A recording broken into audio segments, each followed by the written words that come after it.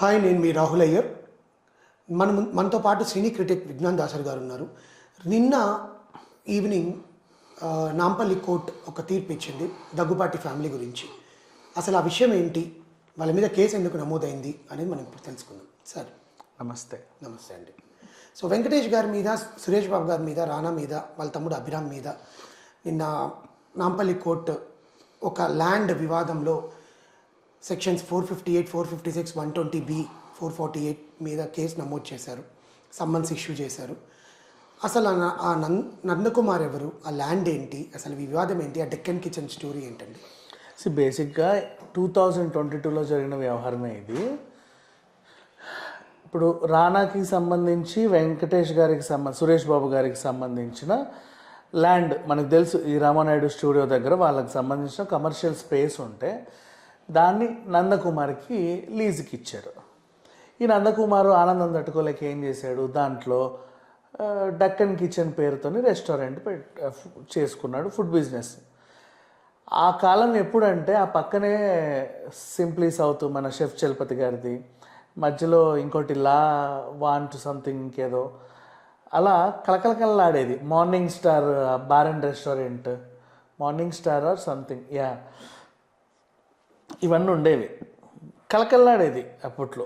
అంటే కరోనా తర్వాత మనకు తెలుసు చాలామంది రెస్టారెంట్ రావడం మానేశారు. నువ్వేమో అద్భుతంగా ఉంటుందని చెప్పి 6 ఏళ్ళకి లీజ్, 6 ఏళ్ళు 6 years తీసేసుకున్నావు. ఫస్ట్ 2 yearsకే బోల్తా పడింది. ఏం చేయాలో అర్థం కాక ఏం చేసావు, నువ్వు ఇంకొకటికి లీజ్కి ఇచ్చుకున్నావు. నా దగ్గర 1,00,000కో 2,00,000కో తీసుకొని నువ్వు మళ్ళీ 3 లక్షలకి ఇంకోటికి ఇచ్చుకుంటావు. నా దగ్గర 5 లక్షలు తీసుకొని ఇంకొకటికి 6 లక్షలకి ఇచ్చుకుంటావు. నువ్వు లీజ్ ఇస్తున్నావు అంటే వాడు కూడా నీకు మళ్ళీ అడ్వాన్సులు ఇవ్వాలి, కొంచెం ఇంత డబ్బులు తీసుకొని ఏదో వ్యవహారం చక్క పెట్టావు. లీజుకి తీసుకున్న వాళ్ళు తెలివితేటలు ఎలా చూపిస్తారంటే 6 years తర్వాత నువ్వు పో అంటావు, వాడు పోవాలి. 5 years 8 months వరకు నీట్గానే ఉంటారు. లాస్ట్ 2 నెలల్లోనే ఇక టపటప మొలలు కొట్టేస్తూ ఉంటారు, తాళ్ళు కట్టేస్తూ ఉంటారు, ఏవో రెనోవేట్ చేస్తూ ఉంటాడు అనమాట. అడిగితే అయ్యయ్యో అదేంటండి పొమ్మంటారు, నేను నిన్నే ఇన్ని కోట్లు పెట్టి రెనోవేట్ చేసుకున్నాను, నాకు కొంచెం ఆలోచించండి అంటాడు. ఇది చేసేదేమీ లేక సర్లే చావు అని చెప్పి ఇంకో 6 years వాడు ఇవ్వాలి. కాకపోతే ఏంటంటే ఇలా ఎక్కువ పీరియడ్ టెనెంట్ ఉంటే కొన్నాళ్ళకి ఇది నీదే అనే తీర్పులు కూడా ఉన్నాయి లాలో. పైగా అది బాగా తెలివైన వాళ్ళు ఉంటాయి. ఇక్కడ జరిగిన వ్యవహారంలో ఏంటంటే వీడు అది నాదంటాడు. నేను ఆల్రెడీ ఇది ఆయన దగ్గర కొనేసి, అంటే ఒక ఎవరు దొరికింది, ఎమ్మెల్యేల కొనుగోలు కేసు నడిచింది. వార్తల్లో డక్కన్ కిచెన్ నందకుమార్ అని వస్తుంది. ఆ చెవినబడి ఈ చెవినబడి ఏ సురేష్ బాబు గారు మీరు లీజుకి ఇచ్చిన ఆయన అదేదో కేసులో ఉన్నాడంటే ఏంటి మరి జాగ్రత్త. అమ్మో, ఎమ్మెల్యేలనే కొనగలిగే శక్తి ఉన్నాడు వీడు, మా ఈ ల్యాండ్ నాది అనడంలో ఆశ్చర్యం లేదు. ఈ లీజ్ పీరియడ్ అయిన తర్వాత ఆయన పంపించేయాలని డిసైడ్ అయ్యారు. ఆ విషయం చెబుదామని వస్తేనేమో ఒకడు మొత్తం గింట్లు వేసేసుకొని మొత్తం ఏమో శాండ్ లేయర్స్ అన్ని బిగిస్ట్గా కూర్చున్నాడు.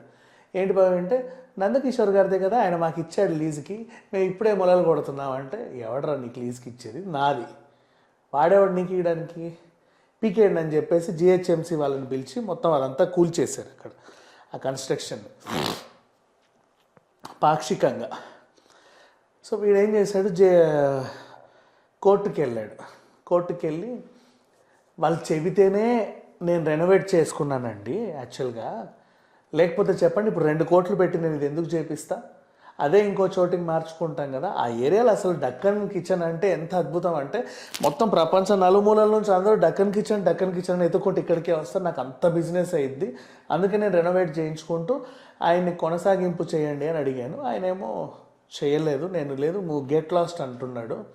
ఇదెక్కడి న్యాయం అని అడిగితే ఆయన పోతే ఉంటే ఉండు, కావాలంటే కొనుక్కో అన్నాడు. సరే నేను కొనుక్కుంటానండి, మరి ఇంత ఖర్చు పెట్టినోడిని చేయను అని చెప్పి నేను కొంటానని చెప్పి అడ్వాన్స్ కూడా ఇచ్చా.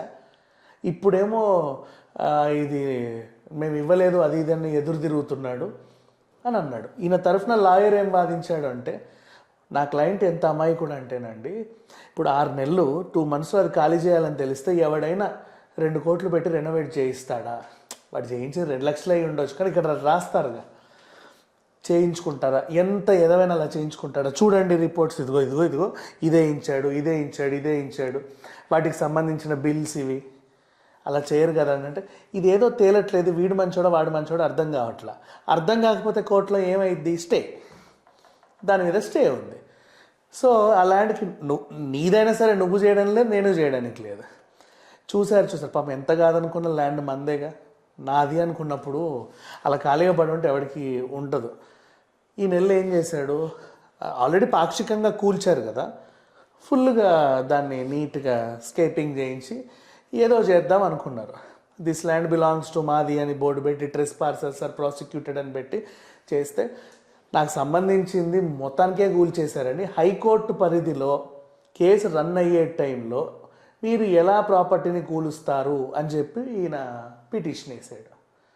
ఆ పిటిషన్కి మరి కోర్టు సీరియస్ అయింది. నేను చెప్పా నువ్వు ముట్టకు అని, నువ్వు ఎందుకు ముట్టావు అని చెప్పి 4 సెక్షన్లు, 448, 458, 442, 52 అన్నీ వేసి పడేశారు.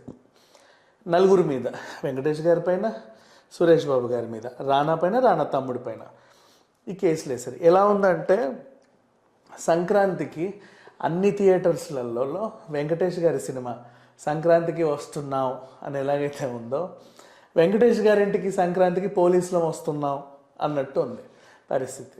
సో తెగుద్దిలే, పెద్ద విషయమేం లేదు. వేరే అడ్వకేట్ని పెట్టుకొని నీట్గా చేయించుకుని అవతలోడు బాగా స్ట్రాంగ్గా ఉన్నాడు నందకుమార్ అని ఆయన, అంటే వాడు ఈగో దెబ్బ తినింది అక్కడ, నేను గెలవాలి దీంట్లో అన్నట్టుగా తయారయ్యాడు. ఎవడు నువ్వు నన్ను గెట్ లాస్ట్ అంటావా, నా పరపతి ఏంటి, నేనేంటంటే నేను ఇంకోటి నీకు లీజ్కి ఇచ్చా, నీది కాదంట, వాడెవడో వచ్చి కూల్చేస్తున్నాడు అని చెప్పితే నీ పరుగు పోయింది అక్కడ మొత్తానికి.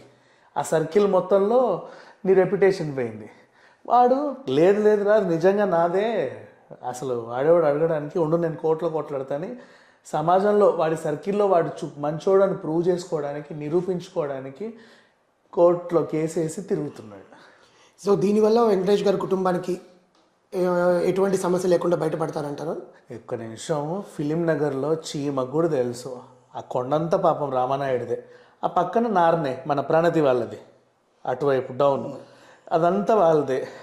డౌన్కి వెళ్తే అదంతా ఆదిత్య హిల్ టాప్, ఆదిత్య వాళ్ళది కొన్నారు. రోడ్డు అవతలు కూడా ఆదిత్యనే, మధ్యలో అపర్ణ ఔరా కొనింది.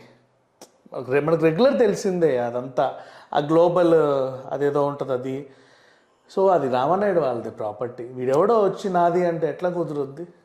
అంటే లీజ్కి ఇచ్చిన తర్వాత వీరు ఖాళీ చేయకుండా వీడి తెలివితేటలు ఉపయోగించుకున్నందుకు ఇప్పుడు నిజంగా తెలివితేటలే పాపం వాళ్ళకి తెలియదు. ఇప్పుడు దీనివల్ల మనం ఏంటంటే ప్రతి ఓనర్ అలర్ట్ అవ్వాలి. ఏ టెనెంట్కైనా నువ్వు ఇస్తే లీజ్ పీరియడ్ అయ్యే టైంలో వాడు రెనోవేషన్లో చేసుకుంటే చూడాలి. ఆ క్లాజ్ అనేది రెంటల్ అగ్రిమెంట్లో పెట్టుకున్నా, లీజ్ అగ్రిమెంట్లో పెట్టుకున్నా కూడా బాగుంటుంది అంటారు. నిజంగా ఇప్పుడు రెంట్కి తీసుకున్నాడు కూడా ఏం చేస్తాడు తెలుసా, 7 years కదా, 6 years తర్వాత టైల్స్ వేయించడము, ఫాల్ సీలింగ్లు వేయించడం చేస్తే వేయించవద్దు, మాకు ఇష్టమండి మేము అలా ఉండాలనుకుంటున్నావు, వాడు రేపు కోర్టుకి వెళ్తే ఇల్లు వాడిదైపోతుంది, లేదా నీకు కాక వాడికి కాకుండా గాల్లో ఉంటుంది. అస్సలు ముట్టనివ్వద్దు రెనోవేషన్స్ అంటే.